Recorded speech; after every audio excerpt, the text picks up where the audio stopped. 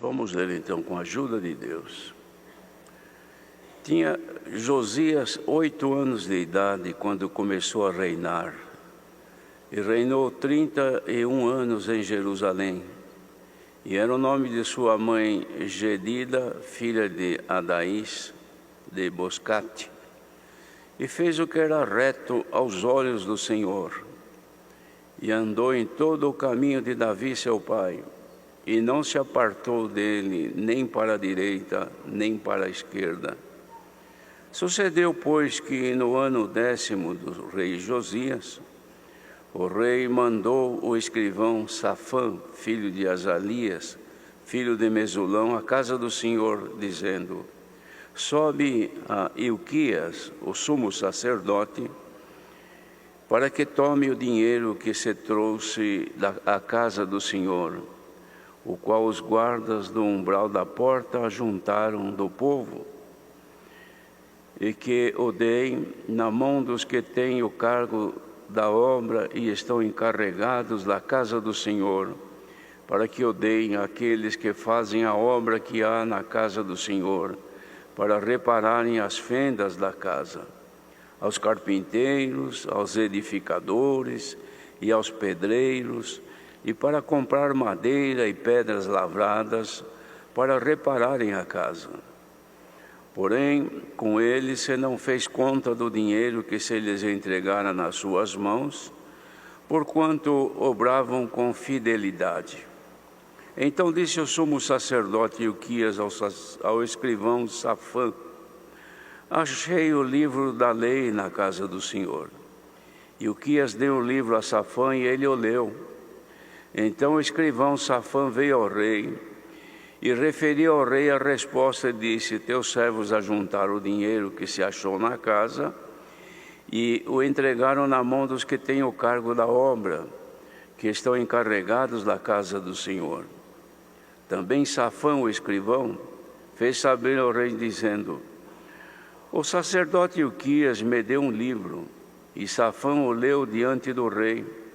Sucedeu, pois, que, ouvindo o rei as palavras do livro da lei, rasgou seus vestidos, e o rei mandou Ilquias, o sacerdote, e a Aicão, filho de Safã, e a Acbor, filho de Micaías, e a Safã, o escrivão, e a Asaías, o servo do rei, dizendo: ide e consultai ao Senhor por mim, e pelo povo, e por todo o Judá, acerca das palavras deste livro que se achou, porque grande é o furor do Senhor que se acendeu contra nós, porquanto nossos pais não deram ouvidos às palavras deste livro, para fazerem conforme tudo quanto de nós está escrito.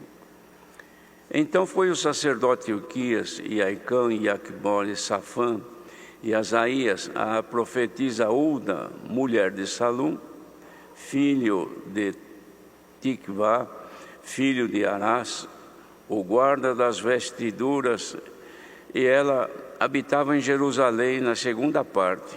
Eles falaram, e ela lhes disse: assim diz o Senhor, o Deus de Israel: dizei ao homem que vos enviou a mim, assim diz o Senhor: eis que trarei mal sobre este lugar e sobre os seus moradores, a saber, todas as palavras do livro que leu o rei de Judá, porquanto me deixaram e queimaram incenso a outros deuses para me provocarem a ira por todas as obras das suas mãos.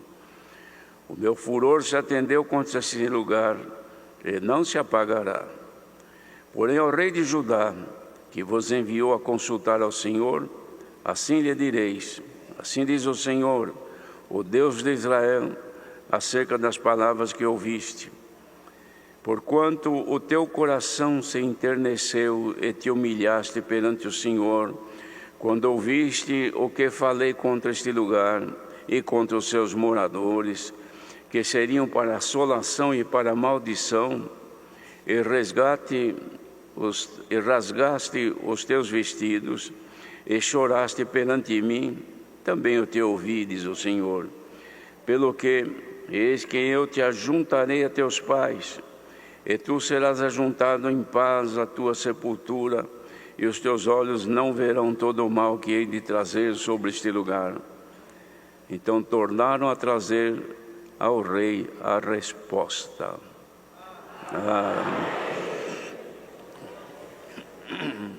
Louvado seja Deus, irmãos. É um registro do que sucedeu nos tempos do reinado deste rei chamado Josias. Os irmãos vejam que ele foi chamado para o reinado, coube-lhe o reinado ainda menino, tinha 8 anos de idade, e reinou 31 anos em Jerusalém. Então foram 39 anos apenas que este rei, ele viveu, não consta mais tempo além destes. Mas a tradição dele, irmãos, ele veio de uma família que era a família de reis. O pai dele foi Amon e reinou mal. Foi um homem perverso diante do Senhor, porque ele seguiu os caminhos do seu pai, que foi Manassés, que fez um reinado maligno, ímpio, provocando a ira de Deus, trazendo deuses estranhos, costumes estranhos, mudando o caráter do povo de Deus e, consequentemente, afastando-o da presença do Senhor. Seu filho, que reinou no seu lugar, que se chamava Amon, seguiu os caminhos do seu pai. Fez um mau reinado também.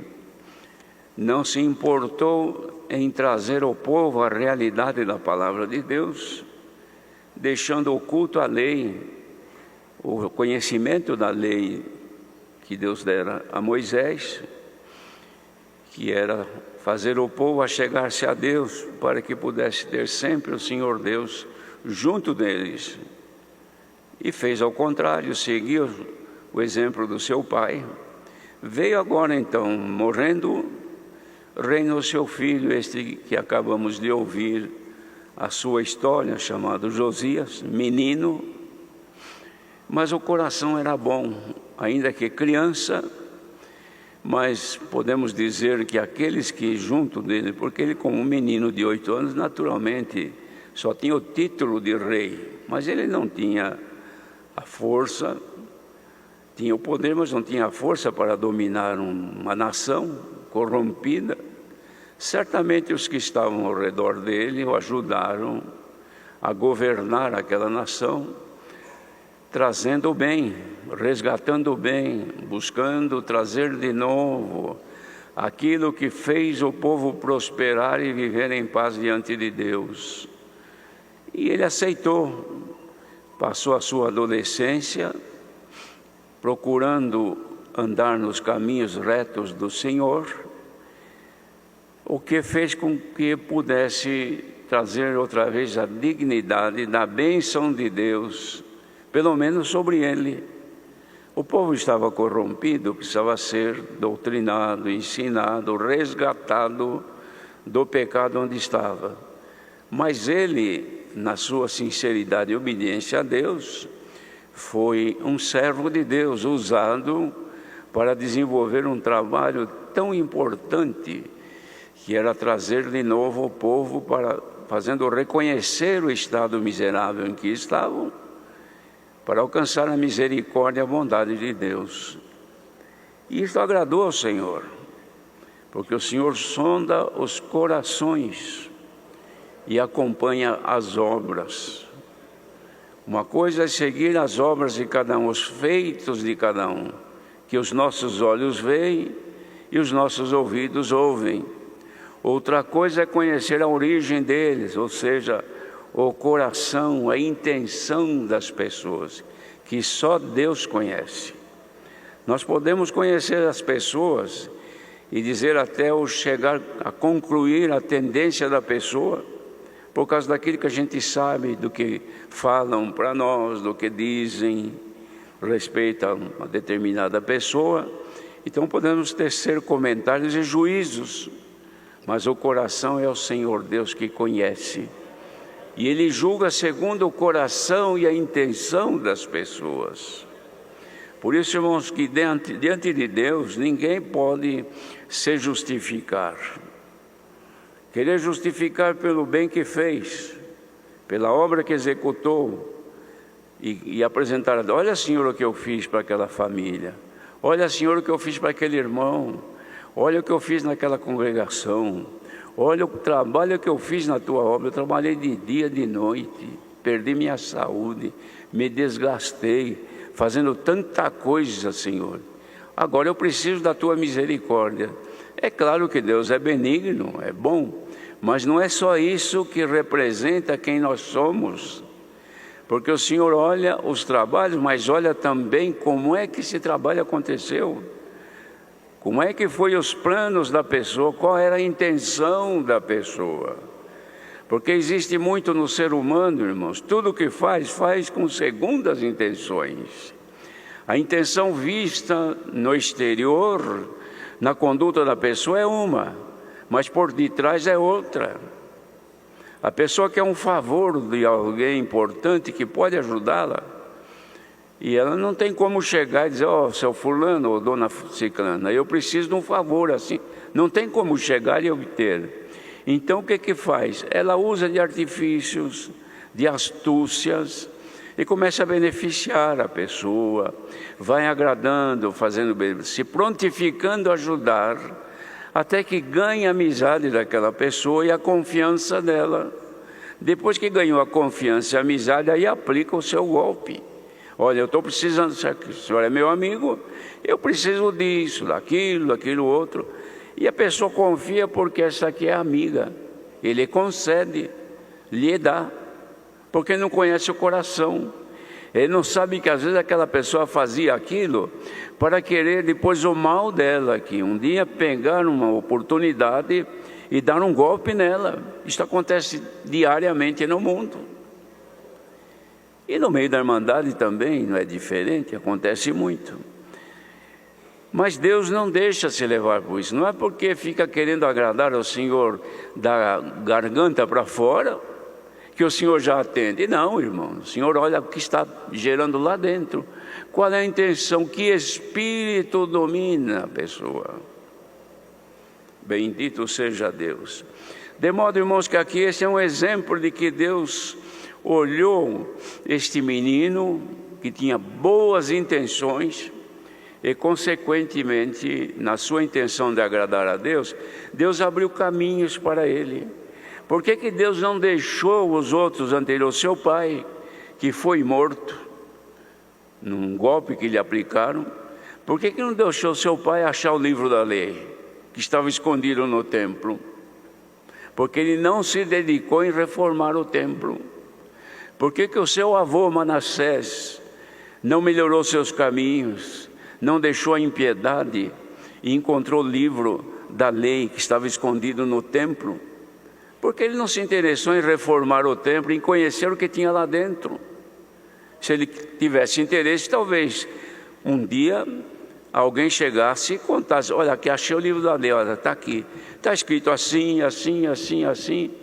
Poderia até eventualmente cair no coração deste seu pai ou seu avô o temor de Deus e voltar e mudar os seus caminhos. Mas a intenção era maligna, os propósitos não eram bons. Então o Senhor podia abrir a porta para entrar no templo e conhecer o que estava escondido no templo, mas não deixou. Por quê? Porque a intenção e o propósito era maligno. Ele tinha poder, os seus avós, os seus antepassados, tinham poder, mas não tiveram a liberdade de Deus, porque não tinham boa intenção. Por isso, queridos irmãos, sejam as nossas intenções, oriundas de nosso coração, as melhores. Não fazer bem com segundo plano, esperando recompensa terrena. Não faça nada nesta obra esperando que alguém veja e te elogie, que alguém veja e te exalte. Às vezes a pessoa quer um cargo ministerial, um cargo na obra de Deus, e ele acha, mas ninguém me conhece, ninguém me vê, pensando que a obra de Deus é guiada pelos olhos humanos. Então ele vai buscar um jeito de ficar conhecido. Então ele começa a agradar este, agrada aquele, dá um presente para este, um presente para aquele, ajuda a família deste, ajuda a família daquele. Por quê? Porque está ganhando para si oportunidades. No mundo é assim, perante Deus não funciona isto, irmãos. Bendito seja o Senhor. De modo que isso aqui serve de ensinamento e de exemplo a todos nós. Tudo que nós precisarmos, que nós almejarmos, que nós sonharmos, com boa intenção, não precisa contar para ninguém, conta para o Senhor. E se você não contar para o Senhor, também não precisa, porque Ele conhece o teu coração e os teus pensamentos. Glória ao nome do Senhor. Quantas vezes aconteceu com irmãos e irmãs, que coisas que almejavam, que pensavam, tanto que eu gostaria disso, pensou, um objeto, uma coisa, não pediu para ninguém, nem para o Senhor não pediu, mas tinha aquilo no coração, e é sincera para com Deus, lá um determinado dia a coisa vem na sua mão. Como é que funciona isso? Não pedi para ninguém, como é que ficaram sabendo? Você é que não sabe, mas aquele que mora dentro de você te conhece. Antes que você fosse formado, Ele já te conhecia. No ventre da tua mãe, o Senhor já te conhecia. Você não existia, Ele já fez um plano de salvação para a tua alma que um dia ia habitar nesta terra. Então para Deus não há segredo nem mistérios, todos os segredos e mistérios estão ao nosso redor. E o Senhor deixa acontecer conforme o plano dos nossos corações. E aqui então, irmãos, veja a oportunidade que Deus deu a esse jovenzinho que tinha... Isso foi na adolescência dele, porque ele reinou 31 anos com 8 anos de idade, são 39 anos. Se viveu um pouco mais depois, não sabemos. Mas o que aconteceu? Aconteceu que ele teve um sinal de Deus na vida dele. Porque quando ele estava, irmãos, num certo tempo da vida, ele ficou doente. Deu talvez um câncer nele, não disse, mas uma ferida maligna, e ele foi adoecendo, ficou na cama, não saía mais da cama. Aí ele orou a Deus: Senhor, tem misericórdia, aqui ó, estou procurando te servir, tu me conheces, como cantamos agora há pouco, ó Senhor, tu me conheces. O Senhor conhece mesmo. E ele clamou a Deus, e Deus mandou o profeta Isaías: vai lá na casa dele, do rei, e fala para ele arrumar a casa dele, porque certamente essa doença vai matá-lo, eu vou tirar a sua vida por essa enfermidade. Aí foi lá, era outra oportunidade que Deus mostrava a este rei, mostrando a ele que eu conhecia de fato, que sabia tudo. Então Isaías foi lá: olha, fulano, eu vim aqui para te avisar que essa doença que você está sofrendo aí vai te levar à sepultura. Arruma a tua casa, prepara tudo porque você vai embora. Deixou ele e foi embora. Aí ele virou para o lado da parede, chorou e disse: ah, Senhor, quanto que eu tenho me esforçado, tu conheces meu coração e vês como é que eu estou agora. E justamente ainda nessa pouca idade que eu tenho, eu vou morrer com esta doença. Tem dó de mim.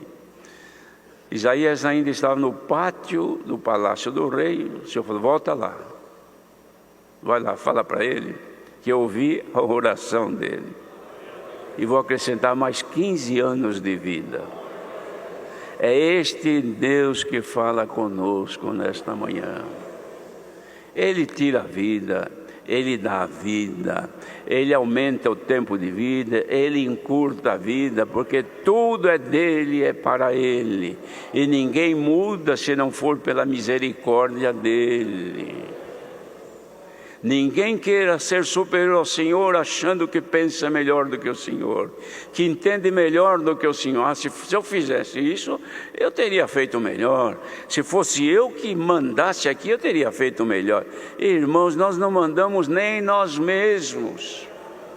Quem é que pode dizer, eu mando na minha vida? É uma falsa ilusão. Quem manda em nós não somos nós. Quem é que manda na nossa vida? Que tem poder para dar e para tirar? É o Senhor. Então, queridos irmãos, aqui a palavra mostra claramente que nós devemos estarmos todos submetidos à vontade de Deus para alcançar as suas bênçãos tão esperadas, que todo mundo precisa de ser abençoado. Quem é que não quer ser bendito de Deus? Todo mundo. Mas as condições o Senhor mostra que principalmente o coração. Davi, apesar dos seus erros gravíssimos, o Senhor Deus disse, achei a Davi um homem conforme o meu coração. Por quê? Porque ele estava diretamente ligado com o Senhor, submetendo-se a entender a vontade de Deus na sua vida. E ele teve uma vida, apesar dos seus sofrimentos, apesar dos pecados que cometeu e a dívida que pagou, porque o Senhor perdoou, mas teve que pagar, não é? Perdoou para não executar o juízo como o Senhor poderia ter feito, mas perdoou, dando condição dele continuar reinando e terminar os seus dias bem com o Senhor. Então, irmãos, ninguém pense de viver neste mundo de forma independente. Todos somos dependentes de Deus. Pessoa que acha que não precisa de Deus, irmãos, é digna de pena. Precisamos nos apiedar destas pessoas que não sabem quem são, o que é o homem para que Deus se lembre dele, ou o filho do homem para que o Senhor o visite. Mas de nós, irmãos, não somos nada, e Deus se compadece, e Ele quer que cada um procure melhorar as suas intenções, os seus planos sinceros e íntegros diante de Deus, para que o Senhor vá operando na sua vida aquilo que é da sua vontade, que é só bem, não é mal. O Senhor não tem plano maligno na vida do obediente, do sincero, do fiel. Alguém pode dizer, mas então estes não sofrem. Claro que sofrem, porque o sofrimento também é para bem. O Senhor manda um sofrimento na vida de alguém, é porque o plano dele para frente é o resultado da conduta nesse sofrimento. Se conduziu bem, com boa intenção, chorando, derramando lágrimas, mas aos pés do Senhor, lá na frente ele se torna digno da bênção de Deus. E a maior bênção que nós temos assegurada para nós, irmãos, não é aqui na terra. Porque alguém poderia dizer, mas aqui eu preciso ter uma vida digna, boa, que não me falte nada, que eu tenha posição de destaque. É claro que todo mundo gosta. Até o maldoso e maligno, o homem perverso, ele busca destaque no mal que faz. Mas nós, irmãos, jamais devemos de perder o nosso tempo querendo nos destacar nesta vida terrena. O teu destaque, o teu engrandecimento vem de Deus, pela tua justiça e fidelidade a Ele. Quer ser grande perante o Senhor? Seja pequeno, humilde. Amando o Senhor de coração, o Senhor vai te engrandecendo. Se alguém não te vê você engrandecida, saiba que o teu adversário verá que você é grande diante dele. Bendito seja o Senhor. Irmãos, as coisas de Deus são sempre inversamente proporcionais à nossa forma de pensar. Porque tudo que nós pensamos é conforme a nossa vida terrena. Plano de Deus tem um outro sistema, é uma outra medição, é uma outra ordem que nós não entendemos. Mas o que Ele nos revela é isto, que havendo no coração desejo de agradar a Deus, Deus revela, Deus ensina. Este rei, irmãos, ele, com a boa vontade que ele teve de agradar a Deus, ele começou a ir no templo e viu que estava tudo caindo, que coisa quebrada. Faltando tudo, a coisa estava se deteriorando. Ele falou, eu vou reformar a casa do Senhor. Este templo é lugar de habitação de Deus aqui, eu vou reformar. Chamou os homens de confiança, já tinham preparado pedreiros, carpinteiros, oficiais de todo tipo de trabalho, formou um batalhão para fazer isto, procurou ganhar dinheiro do povo e depositar no templo sob confiança de homens fiéis. Guardou esse valor e ele não se esqueceu, chamou os seus ministros mais próximos e disse: levanta o dinheiro que tem guardado aí, para que nós vamos dar prosseguimento à reforma e comece a trabalhar. Precisamos reconstituir esta casa do Senhor, porque a casa do Senhor não pode ficar derribada, não pode deteriorar. Mais um exemplo, irmãos, onde que é o templo do Senhor? Aqui na congregação do Braço.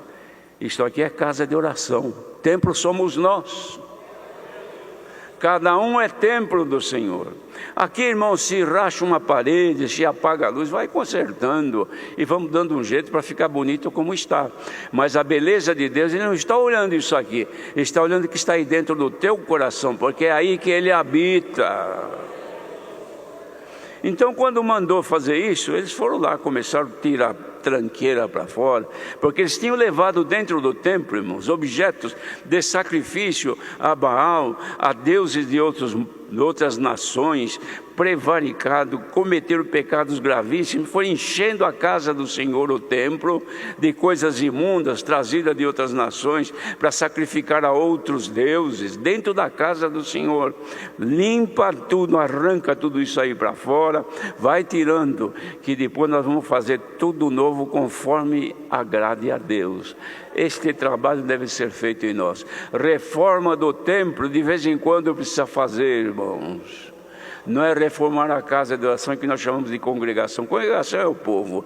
A reforma é um povo crente, fiel, temente a Deus, em cujos corações habite somente o Espírito Santo, que não habite o espírito da inveja, do ódio, da malícia, da cobiça, da vaidade.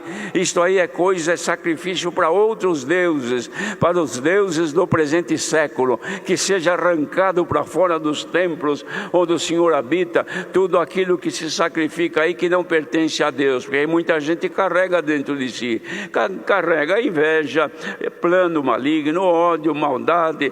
Mas eu tenho o dom de Deus, eu tenho cargo, eu tenho até ministério na obra, mas o coração está complicado, cheio de imperfeições, cheio de maldades, inveja desse, ciúme daquele. Bendito seja o Senhor, cobiça e malícia nos olhos. Então a pessoa está ali, ninguém vê, porque a gente só vê por fora, e o Senhor entra como habita ali, olha, fala: isso aqui não me agrada, aquilo que Ele trouxe aqui não me agrada, isso aqui, Ele ama mais isso do que a mim, Ele ama mais o dinheiro do que a mim. Ele acorda pensando no lucro, no dinheiro, na riqueza, esquece que eu sou dono desta casa.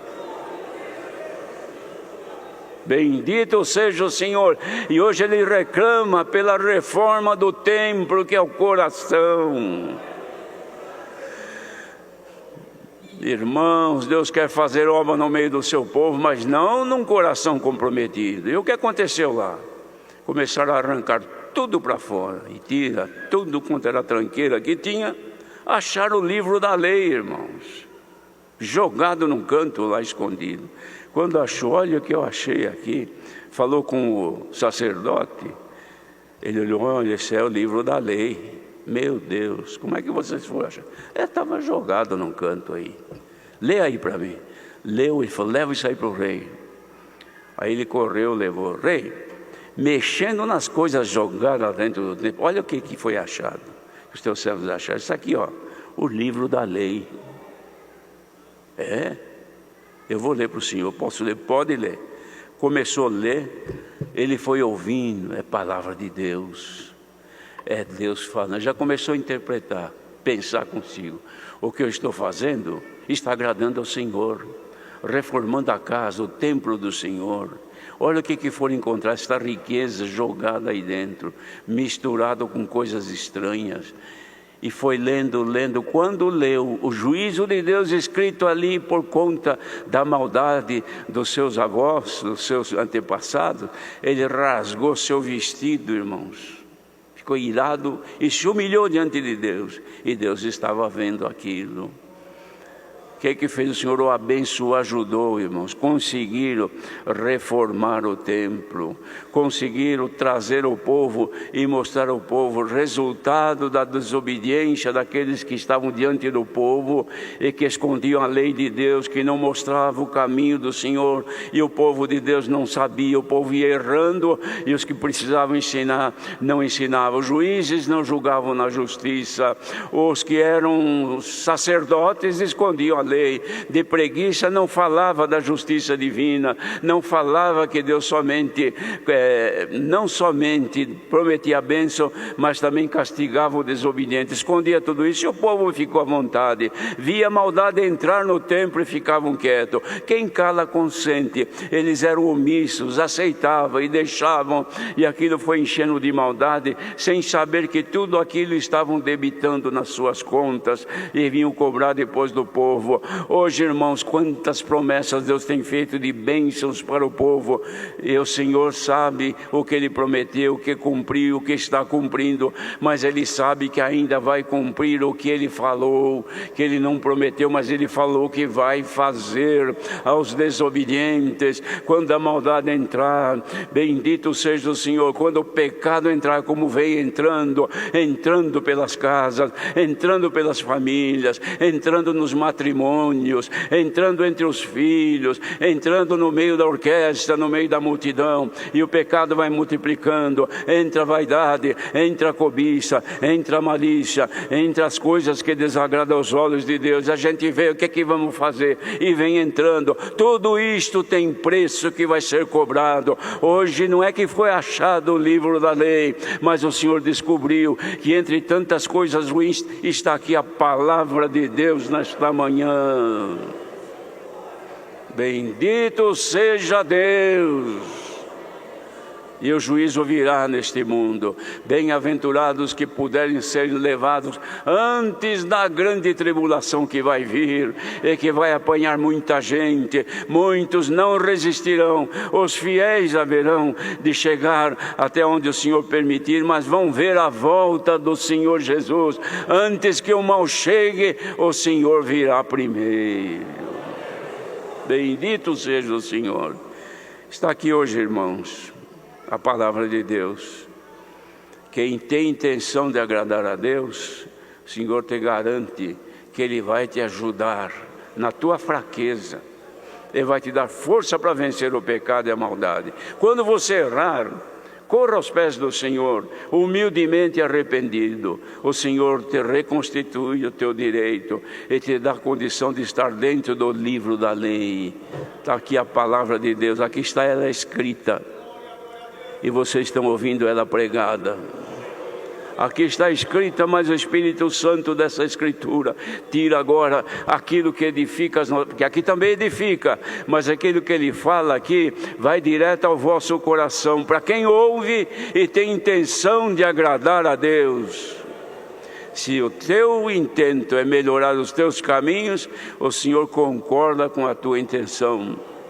E o Senhor promete de nos ajudar. Ninguém ficará retido, perdido pela prova, perdido pelas aflições do tempo presente, porque elas não são sequer para comparar com a glória que vai ser revelada a nós. Então tem glória para ser revelada a nós, conforme a gente sofre aqui, mas é necessário que cada dia sejamos renovados diante de Deus. Haja renovação nesta manhã. Quem está querendo reformar o templo, não pare. Deixa trabalhar. Deixa o Senhor quebrar o que precisa quebrar. Reconstituir o que precisa reconstituir. Limpar o que precisa limpar.